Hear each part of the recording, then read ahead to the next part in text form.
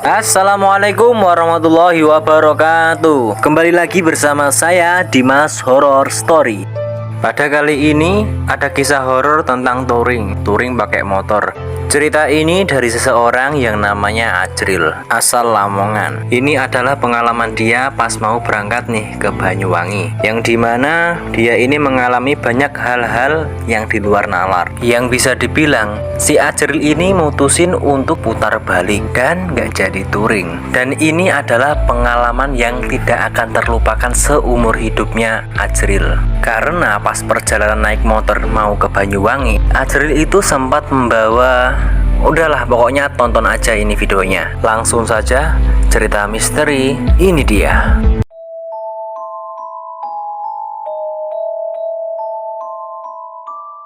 Di tahun 2019, tepatnya di bulan September, Ajril ini ada kegiatan touring. Kalau nggak salah di tanggal 20. Nah, waktu itu Ajril sama teman-temannya itu sedang membahas tentang touring ini, yang dimana touring ini bakal diadakan di Banyuwangi. Sontak teman-temannya Ajril langsung pada kaget dan bilang nggak bisa pada ikut. Tapi untungnya ada satu temannya Ajril yang mau ikut. Kita sebut saja namanya Udin. Singkat cerita, Ajril sama Udin siapin tuh jadwal keberangkatan. Mereka siapin tuh motor dan segala macemnya. Tapi pas hari H, si Udin ini tiba-tiba bilang, "Sepurane ya Jril, aku reso mangkat, ono urusan keluarga, penting." Yang artinya itu begini, "Maaf ya Jril, gua nggak bisa berangkat karena ada urusan keluarga penting ini." Alhasil si Ajril ini muncul dua pilihan, antara ngebatalin touring ke Banyuwangi atau berangkat sendirian.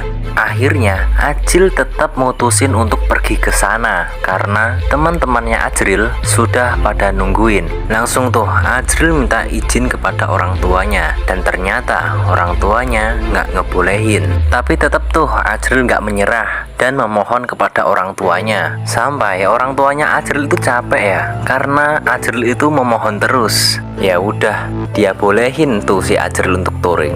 Tapi bapaknya Ajril ini sempat ngomong sesuatu yang bisa dibilang bikin Ajril mikir dua kali antara ngebatalin atau tetap lanjut berangkat. "Ya udah, kamu hati-hati, banyakin doa. Sekiranya nanti ada kejadian yang aneh, yang nggak ngenakin, kamu langsung putar balik dan pulang. Soalnya bapak kemarin itu mimpi aneh tentang kamu."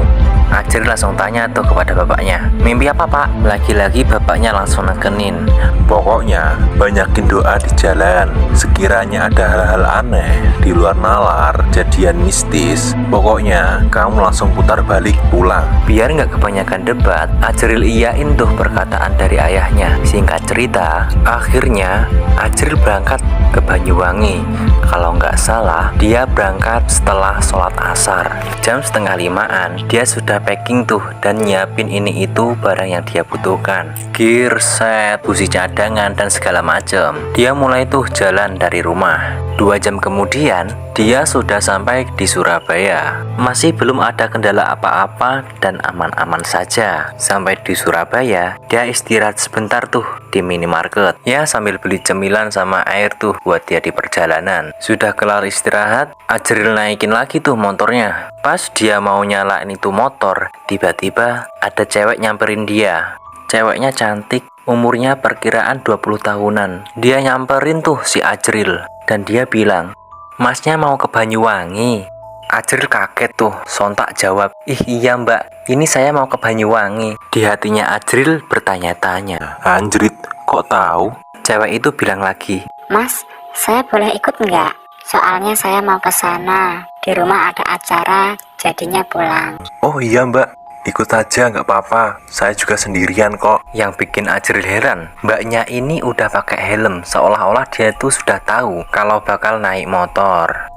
Kita sebut saja cewek ini namanya Sinta. Singkat cerita, Ajril boncengin tuh cewek. Lumayan, jadi ada temen ngobrol di jalan, meskipun agak aneh. Ajril sempetin tuh ngobrol sama cewek itu sedikit. Cewek itu bilang, Semisal kita nanti ngalami hal-hal yang aneh di luar nalar, jangan dilanjutin ya mas, langsung balik aja. Anterin saya sampai ke terminal bus, terus temenin saya sampai dapat bus ya mas. Nggak pakai curiga apa-apa, Ajril jawablah, oke mbak. Cuma Ajril di situ keinget nih dengan kata-kata bapaknya yang dia sebelum berangkat. Kalau nanti di jalan ketemu dengan hal-hal yang aneh, putar balik pulang. Sambil baca doa terus mereka jalan, dan sekitar jam setengah 10 malam, akhirnya mereka sampai di Probolinggo.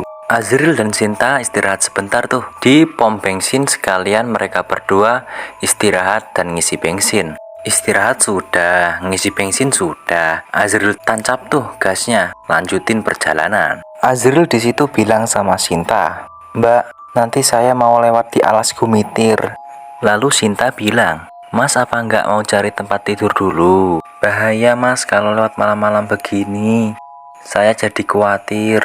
"Udah mbak, yang tenang aja, nggak usah takut. Kita baca doa aja terus. Semoga Allah melindungi kita." Dan akhirnya mereka berdua pun setuju untuk melewati Alas Gumitir itu.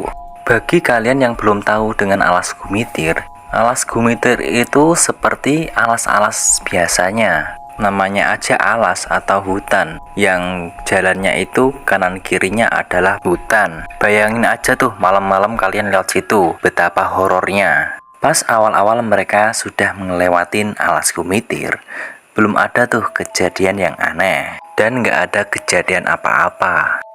Lanjut jalan tuh mereka. Pas mereka sudah ngelewatin taman puncak Alas Gumitir, tiba-tiba motornya Azril itu mati. Dan kalian juga inget kan, padahal motornya Azril itu sudah diisi bensin dan busi juga, perasaan udah diganti sama yang baru dan aki segala macemnya. Tapi kenapa ini motor kok tiba-tiba mati? Dan motor mereka sekarang berhenti tepat di bawah pohon gede yang ada di situ. Nggak tahu kenapa, Ajril ngerasa ada yang benar-benar menarik perhatiannya. Dan yang benar saja, di atas pohon itu terlihat ada sosok hitam berbulu. Sosok itu memiliki mata merah dan taringnya panjang. Biasa disebut dengan genderuwo. Di situ juga Ajril sempatkan untuk berkomunikasi dengan makhluk itu. Komunikasinya ini lewat batin. Jadi genderuwonya bilang gini, "Kamu pergi dari sini." Sambil bergemetar, Ajril pun jawab, Maaf kalau saya sudah ganggu, tapi tolong jangan ganggu saya mbah. Saya cuma pengen jalan-jalan dan nganterin cewek ini pulang mbah. "Yowis, terserah awakmu. Tapi engko nek awakmu kesasar lan nemoni perkara sing aneh, ki ndang muter. Mulih." Di situ Ajril cuma bisa, "Nggih mbah, nggih mbah." Ajril coba nyalain tuh motornya, dan ternyata motornya bisa dong. Di situ Ajril senengnya bukan main. Tapi yang aneh, Sinta yang tadinya diem-diem aja, sekarang dia malah jadi takut. Dan dia bilang, Mas, nanti kalau ketemu permukiman, tolong putar balik aja ya mas. Saya takutnya nanti kalau ada kejadian apa-apa. Ajril di situ cuma jawab. Walah, iya mbak. Dia lanjutin tuh perjalanannya di Alas Gumitir itu. Tapi anehnya, jalan ini kok sepi banget ya. Dari tadi nggak ada tuh yang namanya motor ataupun mobil yang berpapasan dengan Ajril. Dan nggak masuk akal banget gitu. Padahal kan ini jalan raya, tapi kok sepi ya? Apa mungkin karena sudah malam? Alhasil cuma mereka berdua aja tuh yang boncengan, yang lewatin Alas Gumitir itu. Setelah ketemu dengan sosok tadi, entah perasaannya aja atau gimana, Ajril itu ngerasa kalau dia cuma diputer-puterin di tempat itu saja. Ajril itu ngerasa kalau dia itu sudah lewat jalan ini, tapi kok lewat jalan ini lagi. Dan Ajril ini melihat banyak sekali penampakan di pinggir jalan, di dahan pohon. Banyak banget pokoknya penampakan-penampakan yang gak jelas itu. Tapi oke lah, penampakan itu dia masih tahan. Tapi yang bikin Ajril pusing, dia tetap saja diputer-puterin di tempat itu. Sampai akhirnya Ajril kesel. Dia pinggirin tuh motornya. Dia turun tuh dari motor, baca doa dan baca doa. Dia hentakin tuh tangannya ke tanah. Entah doa apa ya. Setelah itu Ajril naik motor. Allahu a'lam, setelah baca doa itu dan hentakkan tangannya ke tanah, Ajril sudah nggak disasarin lagi. Nah, setelah kurang lebih 5 menit dari tempat Ajril yang minggirin motor tadi, Ajril tiba-tiba ngelihat warung di pinggir jalan. Dan nggak pakai curiga, Ajril langsung mampir ke warung itu. Tapi Sinta bilang, Mas, jangan mampir di warung situ. Itu warung makhluk yang begituan. Waduh, gimana ini mbak? Udah nanggung, soalnya sudah berhenti ini. Aku bungkus aja ya. langsung tuh Ajril masuk ke warung itu. Nggak pakai curiga. Tapi bener, ada yang aneh dengan warung itu. Alah, bodo amat lah, udah lapar ini. Bu, pesen nasi goreng 2, teh anget 2, dibungkus ya.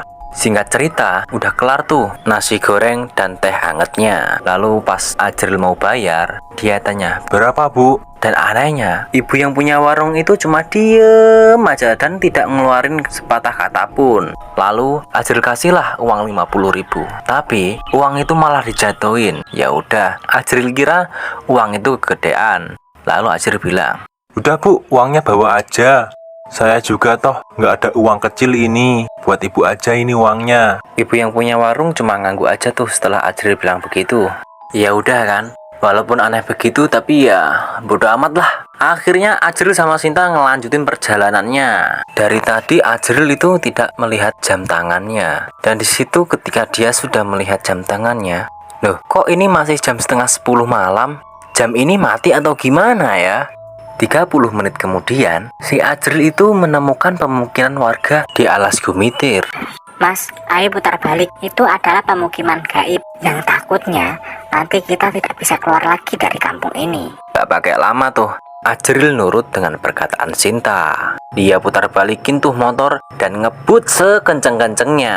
Sebenarnya Ajril itu mikir, Sinta kok sudah tahu ya, bahkan tahu semuanya. Setelah Ajril putar balikin tuh motor, kalian masih ingat gak dengan warung yang Ajril beli nasi goreng dan teh anget? Sekarang warungnya itu nggak ada dan di situ cuma ada pohon gede. Gak pikir panjang, Ajril pun langsung kebut lagi tuh motornya. Entah bagaimana ceritanya, Ajril pun selamat sampai ke Probolinggo. Mencari terminal bus terdekat di Probolinggo dan nungguin Sinta sampai dapat bus. Singkat cerita, Ajril dan Sinta sudah sampai di terminal terdekat Probolinggo. Kelihatan di terminal itu sudah sepi banget. Ajril lihat tuh jam tangan. Dan jam tangannya itu menunjukkan jam 1 malam. Dia tungguin tuh sampai Sinta dapat bus. Nah, pas lagi nunggu bus nih, perutnya Ajril pun lapar. Dan dia pun keingat dengan nasi goreng yang dia pesen tadi. Mungkin sekarang sudah dingin. Dan dia buka tuh nasi goreng. Dan isinya ternyata itu belatung dong. Dan teh anget yang dia bungkus tadi itu warnanya coklat. Tapi coklatnya ini coklat yang agak kemerahan gitu loh. Coklat warna darah. Langsung Ajril buang tuh nasi goreng sama teh angetnya ke kotak sampah. Dan gak nyangka banget loh. Padahal itu kan dia lihat tadi di warung itu bener-bener nasi goreng dan teh anget. Tapi setelah sampai di Probolinggo, ya begitulah. Mungkin bener kata Sinta tadi, itu adalah warung makhluk-makhluk gaib. Di situ Sinta bilang, Terima kasih Mas ya, sudah menemani saya. Andaikan saya masih hidup dan memiliki cowok seperti Mas, pasti saya bahagia banget. Maksudnya gimana mbak? Kok mbak ngomong gitu? Mbak ini masih hidup kan? Nanti Masnya tahu sendiri kok. di situ Ajril cuma ngangguk-ngangguk aja. Ya mungkin dia sudah ngantuk ya. Nggak terasa Ajril sampai ketiduran di pundaknya Sinta dan bangun-bangun jam 6 pagi. Di situ terlihat sudah tidak ada Sinta ya. Mungkin kiranya Ajril itu Sinta sudah dapat bus dan berangkat. Tiba-tiba Ajril disamperin sama bapak-bapak. Bapak-bapak itu langsung ngomong, Mas semalam ngobrol sama siapa ya? Bapak lihat masnya ngobrol sendirian. di situ Ajril langsung kaget dong. Ternyata bapak ini dari semalam itu memperhatikan Ajril. Ajril pun jawab, Mungkin bapak salah lihat kali. Aku loh semalam nggak ngapa-ngapain, cuma istirahat, capek terus tidur. kan gue semalam sama Sinta. Atau jangan-jangan Sinta itu... Setelah itu Ajril memutuskan untuk langsung pulang ke rumah. Nggak basa-basi, dia langsung naikin tuh motornya dan langsung menuju Lamongan. Singkat cerita, Alhamdulillah selamat sampai tujuan. Nggak pakai lama tuh, dia langsung membuka tasnya. Dan ternyata di dalam tasnya itu ada surat. Dan ternyata surat itu dari Sinta. Nggak pakai lama tuh, Azril langsung buka surat dari Sinta itu. Kurang lebihnya isinya kayak gini.